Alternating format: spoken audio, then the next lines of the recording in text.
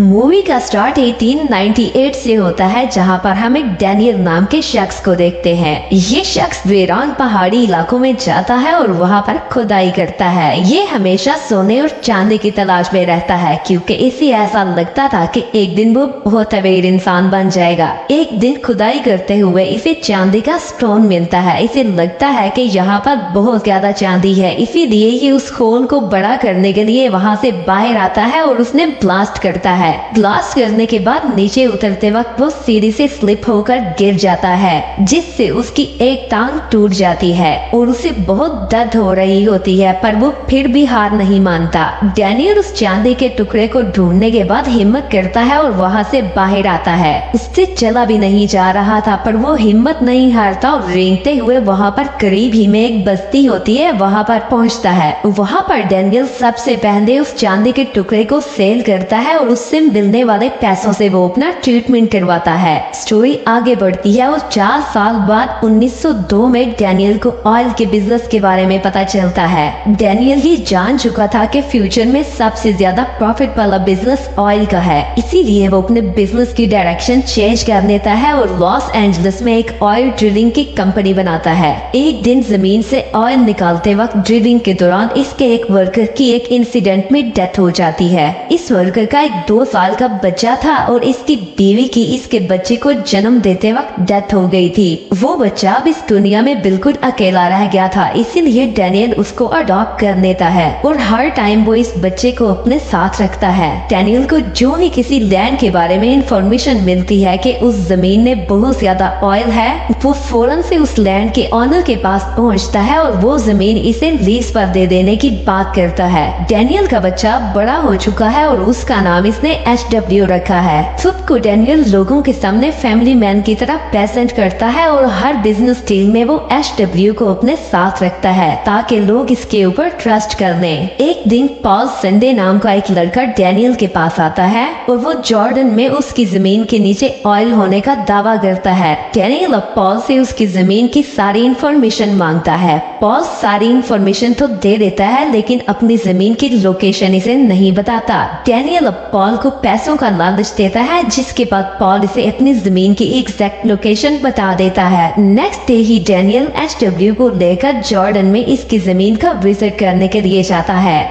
वहाँ डैनियल की मुलाकात पॉल के जुड़वा भाई से होती है, जिसका नाम इलाई होता है, जो कि एक प्रीस्टर है। इसके बाद डैनियल HW के साथ जमीन की अच्छे से जांच करने लगता है। जांच के दौरान उसे इस जमीन में ऑयल भी दिख जाता है। डैनियल ये जान चुका था कि इस जमीन में बहुत ज्यादा ऑयल है। वो किसी भी कीमत पर इस जमीन को परचेज करना चाहता था। रात को डैनियल इनके साथ बैठकर जमीन की डील करता है, पर डैनियल इस जमीन की कीमत बहुत कम लगाता है, जिस पर इलाई संडे को गुस्सा आ जाता है और वो इसे कहता है कि ये जमीन में $10,000 से कम बिल्कुल भी नहीं दूंगा। डैनियल किसी भी कीमत पर इस जमीन को परचेज करना चाहता था, इसीलिए वो इलाई संडे को बोलता है कि मैं $5,000 तुम लोगों को एडवांस पे दूंगा और $5,000 मैं तब दूंगा जब मेरा बिजनेस जहाँ पर रनिंग में आ जाएगा। यहाँ पर इनकी डील डन हो जाती है। इसके बाद डैनियल इस जमीन के साथ जितनी भी और लोगों की जमीनें थी उनसे वो जमीनें परचेज कर देता है, पर एक विलियम नाम का शख्स इसे अपनी जमीन देने से इनकार कर देता है। दूसरी तरफ HW की पॉल की छोटी बहन मैरी के साथ फ्रेंडशिप हो जाती है। वो दोनों एक दूसरे को पसंद करने लगते हैं। एक रात HW डैनियल के पास बैठा होता है। वो इसे बताता है कि मैरी का फादर अक्सर उसे बहुत ज्यादा मारता है। नेक्स्ट मॉर्निंग डैनियल मैरी के फादर को बुलाता है और उसे धमकाता है कि आज के बाद वो कभी भी मैरी के ऊपर हाथ नहीं उठाएगा। इसके बाद डैनियल गांव के लोगों को इकट्ठा करता है और उन्हें सुहाने ख्वाब दिखाता है। वो इन्हें कहता है कि ऑयल कंपनी लगाने के बाद जहाँ पर गांव के लोगों को बहुत ज्यादा जॉब्स मिलेंगी, बाहर से भी बहुत ज्यादा वर्कर्स अपनी फैमिली के साथ यहाँ पर आएंगे। हम यहाँ पर स्कूल, कॉलेजेस और पार्क्स बनाएंगे, जिससे आप लोगों की जिंदगी बदल जाएगी। ये बातें सुनने के बाद गांव के लोग बहुत ज्यादा खुश होते हैं। इस जमीन पर ऑयल रिग लगाने का काम स्टार्ट हो चुका था। इसी दौरान डैनियल के पास एक दिन इलाई आता है। वो इसे कहता है कि मैं चाहता हूँ कि काम स्टार्ट करने से पहले मैं यहाँ पर गांव के लोगों के लिए दुआ करूँ। डैनियल इसकी बात मान जाता है। अगले दिन काम स्टार्ट होना था। इलाई अपने पूरे गांव के लोगों के साथ वहाँ पर आता है। डैनियल एचडब्ल्यू और मैरी को अपने साथ खड़ा करता है और खुद ही प्रार्थना करता है। ये बात इलाई को बहुत बुरी लग जाती है क्योंकि वो वहाँ के चर्चिस का प्रीस्टर था और वो खुद प्रार्थना करना चाहता था। इसके बाद वो एचडब्ल्यू को अपने साथ अंदर लेकर जाता है और एचडब्ल्यू अपने हाथों के साथ इस ड्रिलिंग का आगाज करता है। एक दिन ड्रिलिंग के दौरान वहाँ पर बहुत बड़ा ब्लास्ट होता है और इस ब्लास्ट में एक वर्कर की डेथ हो जाती है और अब तक इन्होंने वहाँ पर जितना भी वर्क किया था वो सारा जलकर राख हो जाता है और इसी ब्लास्ट में एचडब्ल्यू पहरा हो जाता है। इस बात को लेकर डैनियल बहुत ज्यादा दुखी था। अब वो एक शख्स हायर करता है जो 24 आवर एचडब्ल्यू के पास होगा और उसकी देखभाल करेगा। नेक्स्ट डे हम देखते हैं कि इलाई डैनियल के पास आता है और वो इसे कहता है कि मुझे मेरा $5000 चाहिए। डैनियल एचडब्ल्यू की वजह से पहले ही बहुत ज्यादा डिस्टर्ब था, इसीलिए इलाई की इस बात पर उसे गुस्सा आ जाता है और वो इसे पीटने लगता है। वो इसे कहता है कि मेरा सब कुछ यहाँ पर बर्बाद हो चुका है और तुम्हें अपने पैसों की पड़ी हुई है। मैंने पहले ही तुम्हें कहा था कि जब तक मेरा काम रनिंग में नहीं आता मैं तुम्हें ये $5000 नहीं दूंगा। इस दौरान वो इलाई को अच्छा खासा मारता है। इस इंसिडेंट के बाद इलाई बहुत ज्यादा सदमे में होता है। रात को डिनर के वक्त वो अपने फादर और पॉल के साथ डरता है कि आप लोगों ने एक अनजान शख्स के ऊपर ट्रस्ट क्यों किया।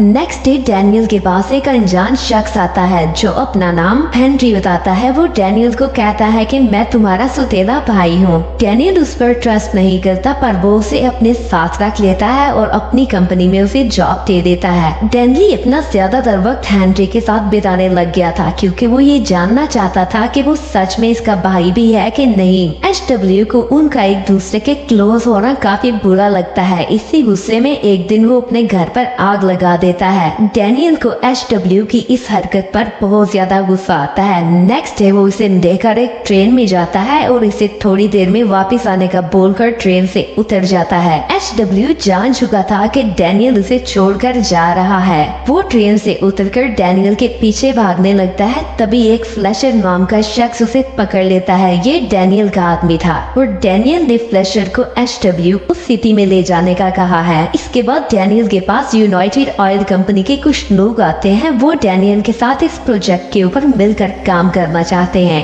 डैनियल यूनाइटेड ऑयल कंपनी के साथ डील कर देता है। ये लोग मिलकर यहाँ पर एक पाइपलाइन बिछाना चाहते थे पर ये पाइपलाइन बिछाना इतना आसान नहीं था क्योंकि जिस रास्ते से ये पाइपलाइन गुजरनी थी वो जमीन विलियम की थी। अगले दिन डैनियल विलियम के घर पर जाता है पर उसके घर पर ताला लगा हुआ था। ये देखकर डैनियल वापिस आ जाता है। नेक्स्ट डे वो अपने भाई हेनरी के साथ स्विमिंग पर जाता है। वहाँ पर वो हेनरी के साथ अपने बचपन की कुछ शरारतें शेयर करता है पर हेनरी का रिस्पॉन्स देखकर उसे उस पर शक होने लगता है। घर आकर डैनी अपनी गन निकालता है और उसे कहता है कि मुझे सच बताओ कि तुम कौन हो और अगर तुमने मुझे सच न बताया तो मैं तुम्हारी जान ले लूंगा। तब वो शख्स से बताता है कि मैं और हेनरी एक साथ काम करते थे। वो अक्सर तुम्हारे बारे में मेरे साथ डिस्कस किया करता था। फिर अचानक उसे कैंसर डायग्नोज हुआ जिससे उसकी डेथ हो गई और मेरी भी जॉब चली गई।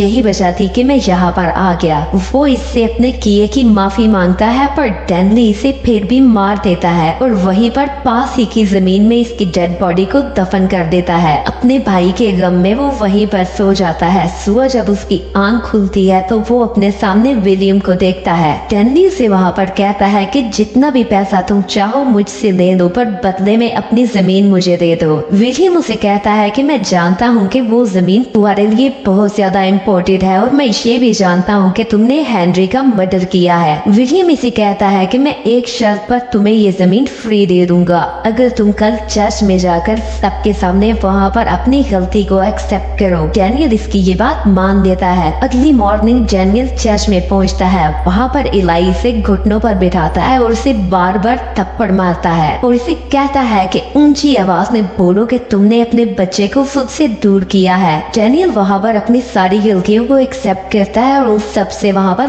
माफी मांगता है। इसके बाद विलियम उसे अपनी जमीन में से पाइपलाइन गुजारने की इजाजत दे देता है। डैनियल बिल्कुल अकेला हो चुका था, इसीलिए वो एचडब्ल्यू को भी वापस अपने पास बुला लेता है। चर्च वाले इंसिडेंट के बाद डैनियल सदमे में चला जाता है। उसे एचडब्ल्यू के आने से भी कोई फर्क नहीं पड़ता, वो हर टाइम नशे की हालत में रहता है। एचडब्ल्यू बड़ा हो चुका है और 1927 में उसकी शादी मैरी के साथ होती है। डैनियल अब अपने घर में बिल्कुल अकेला रह गया था। एचडब्ल्यू अब अपनी ऑयल कंपनी बनाने का प्लान करता है, इसीलिए वो डैनी के पास जाता है और उससे अपनी लीगल पार्टनरशिप खत्म करने की रिक्वेस्ट करता है। ये सुनकर डैनियल को गुस्सा आ जाता है और वो एचडब्ल्यू का मजाक उड़ाने लगता है और उसे अनाथ होने का ताना देता है। उसे कहता है कि मैं तुम्हारा बाप नहीं हूँ। एचडब्ल्यू इसे कहता है कि मुझे ये जानकर खुशी हुई कि तुम मेरे बाप नहीं हो और मेरी रगों में तुम्हारा खून नहीं है। ये कहकर वो वहाँ से चला जाता है। एक दिन एली डैनियल के पास आता है और वो उससे उसकी जमीन परचेज करने की बात करता है, क्योंकि एली खुद वहाँ से ऑयल निकालना चाहता था। डैनियल उसे कहता है कि मैं एक शर्त पर वो जमीन तुम्हें दे दूंगा, अगर तुम सबके सामने ये बात एक्सेप्ट कर लो कि तुम एक 2 नंबर प्रीचर हो। ये सुनकर एली से कहता है कि मैं जानता था कि तुम कभी भी नहीं सुधर सकते।